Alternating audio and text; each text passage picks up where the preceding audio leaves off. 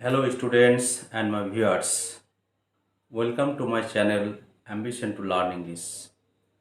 আমি আজকে তোমাদের সামনে এসেছি আরেকটি ভিডিও নিয়ে ইংলিশ গ্রামারের। আজকে আমি আলোচনা করব negative and interrogative sentence past tense. এর আগে আমি আলোচনা করেছি তোমাদের সঙ্গে প্রেজেন্ট টেন্সের চারটা যে টেন্স রয়েছে: present indefinite, present continuous, present perfect continuous. এই চারটি টেন্স আমি আলোচনা করেছি নেগেটিভ ও ইন্টারোগেটিভ সেন্টেন্সের বিভিন্ন স্ট্রাকচার ও তার উদাহরণ দিয়ে। আজকে আমি তোমাদের সামনে এসেছি একটি ভিডিও নিয়ে, সেটা হচ্ছে negative and interrogative sentence past tense. আজকে আমি বোঝাবো পাস্ট ইনডেফিনিট টেন্স কীভাবে ইন্টারোগেটিভ সেন্টেন্স করতে হয়, কীভাবে অ্যাফার্মেটিভ সেন্টেন্স করতে হয়, কীভাবে নেগেটিভ সেন্টেন্স করতে হয়, কীভাবে নেগেটিভ ইন্টারোগেটিভ সেন্টেন্স করতে হয়, সেটা আমি আজকে তোমাদের বোঝাবো। আশা করছি তোমাদের এই ভিডিওটা অবশ্যই ভালো লাগবে। যদি ভালো লেগে থাকে অবশ্যই আমার চ্যানেলটিকে সাবস্ক্রাইব করবে ও শেয়ার করবে।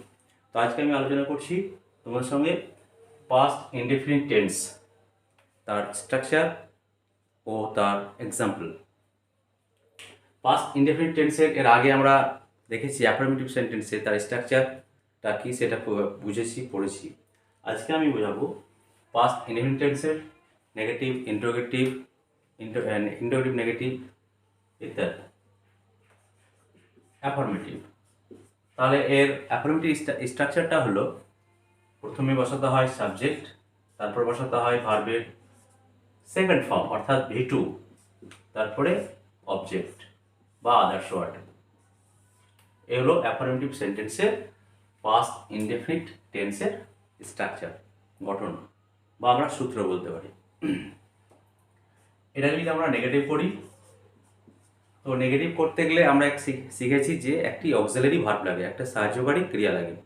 কিন্তু পাস্ট ইনডেফিনিট টেন্সে কোনো অক্সিলারি ভার্ব নেই, অর্থাৎ সাহায্যকারী ক্রিয়া নেই। তখন আমাদের কী করতে হয়? আমরা ঠিক যেমন প্রেজেন্ট ইনডেফিনিট টেন্সে অক্সিলারি ভার্ব নিয়েছিলাম ডু অথবা ডাজ, এখানে কিন্তু আমাদের নিতে হবে পাস্ট ইনডেফিনিট টেন্সে ডিড নিতে হবে। নেগেটিভ করার জন্য ডিড, অর্থাৎ সাবজেক্ট বসবে, তারপর বসাতে হবে ডিড, তারপর বসাতে হবে নট, তারপর বসাতে হবে ভার্বের ফার্স্ট ফর্ম। হ্যাঁ, এটা একটা জিনিস মনে রাখতে হবে, অ্যাফার্মেটিভ সেন্টেন্সে V2 বসলেও সেটাকে যখন আমরা নেগেটিভ করতে যাব, নাবাচক করতে যাব, অর্থাৎ নট যখন নিয়ে নেব, ডিড যখন আমরা ব্যবহার করব, তারপরে ভার্বের ফার্স্ট ফর্মটা বসাতে হবে, অর্থাৎ V1 বসে যাবে, তারপরে বসবে অবজেক্ট। এই হলো নেগেটিভ সেন্টেন্সের স্ট্রাকচার। তাহলে অ্যাফার্মেটিভ সেন্টেন্সের স্ট্রাকচার হলো সাবজেক্ট, তারপরে V2, তারপরে অবজেক্ট, সবশেষে ফুল স্টপ ইউজ করতে হবে। আমরা জানি অ্যাফার্মেটিভ সেন্টেন্সে অর্থাৎ অ্যাসার্টিভ সেন্টেন্সে ফুল স্টপ ইউজ হয়। নেগেটিভ সেন্টেন্সে কি হলো? সাবজেক্ট, তারপরে ডিড নিতে হলো। তাহলে ডিড এটা হচ্ছে অক্সিলারি অর্থাৎ সাহায্যকারী ক্রিয়া, হেল্পিং ভার্ব। ডিড, তারপরে নট, তারপরে ভার্বের ফার্স্ট ফর্ম, তারপরে অবজেক্ট, সবশেষে ফুল স্টপ ইউজ করতে হবে। এবার চলে আসি ইন্টারোগেটিভ সেন্টেন্স। ইন্টারোগেটিভ সেন্টেন্স এলাম। তো ইন্টারোগেটিভ সেন্টেন্সে কি?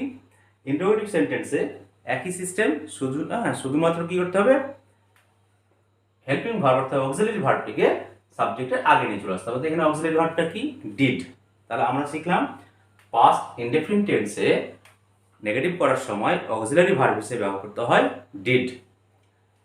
আর ইন্টারোগেটিভ সেন্টেন্স কি করতে হয়? ওই ডিডটাকে সাবজেক্টের আগে বসাতে হয়, অর্থাৎ ডিডটা চলে আসবে প্রথমে। ডিড চলে এলো প্রথমে, ফার্স্ট চলে আসবে, অর্থাৎ ডিড চলে এলো প্রথমে। এবার কি বসবে? ডিডের পরে সাবজেক্ট চলে আসবে, তারপরে বসাতে হবে ভার্বের ফার্স্ট ফর্ম, তারপরে বসাতে হবে অবজেক্ট বা আদার্স ওয়ার্ড, যেগুলো থাকবে সেগুলো বসে যাবে। সবশেষে বসাতে হবে কোশ্চেন মার্ক, জিজ্ঞাসা চিহ্ন বসাতে হবে। এ হলো ইন্টারোগেটিভ সেন্টেন্সের স্ট্রাকচার। এবার এটাকে যদি আমরা নেগেটিভ ইন্টারোগেটিভ করি, তাহলে কি করতে হবে? নেগেটিভ ইন্টারোগেটিভ অর্থাৎ না প্রশ্নবাচক যদি আমরা করতে যাই, তাহলে আমাদেরকে করতে হবে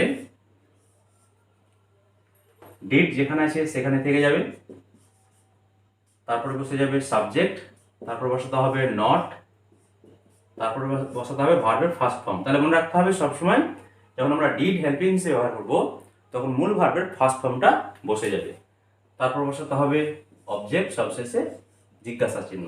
তাহলে এখানে একটা জিনিস মনে রাখতে হবে, নটের ইউজটা, নটের ব্যবহারটা হচ্ছে আমরা এর আগের ভিডিওতে আলোচনা করেছি যে নট বসে কখন, সাবজেক্টের পরে বা সাবজেক্টের আগে।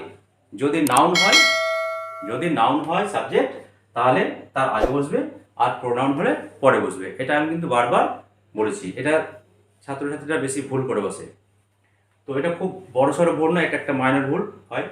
তাহলে মনে রাখতে হবে যে অবশ্যই যে নাউনের আগে নটটা বসাতে হয় আর প্রোনাউনের পরে নটটা বসে যায়। তাহলে এ হলো নেগেটিভ ইন্টারোগেটিভ সেন্টেন্সের স্ট্রাকচার। তাহলে কি করতে হবে, মনে রাখতে হবে প্রথমেই আমাকে ডিড ব্যবহার করতে হবে। তাহলে এইরকম যদি আমরা কোশ্চেন না নেগেটিভ ইন্টারোগেটিভ করতে পারি তাহলে অবশ্যই আমাদের কোনো কিছু লিখতে গিয়ে তারপরে স্পোকেন করতে গিয়ে কোনো অসুবিধা হবে না।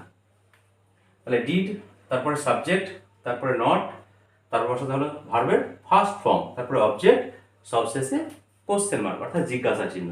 এই হলো পাস্ট ইনডেফিনিট টেন্সের অ্যাফার্মেটিভ, নেগেটিভ ইন্টারোগেটিভ সেন্টেন্সের স্ট্রাকচার। এবার আমি প্রত্যেকটার জন্য একটি করে উদাহরণ ব্যবহার করব। এক্সাম্পল, উদাহরণগুলো কি দিচ্ছি আমি, অ্যাফার্মেটিভ হ্যাঁ বাচকের জন্য আমি একটা উদাহরণ দিচ্ছি, হি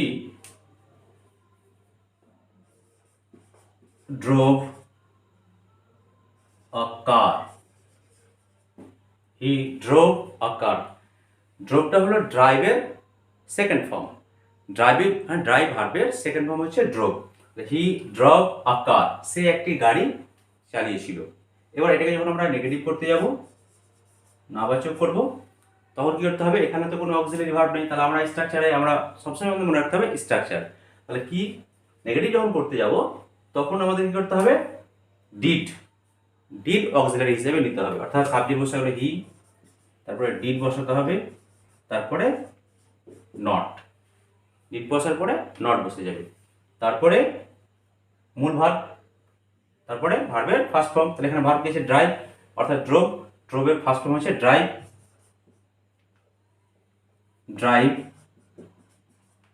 আ কার।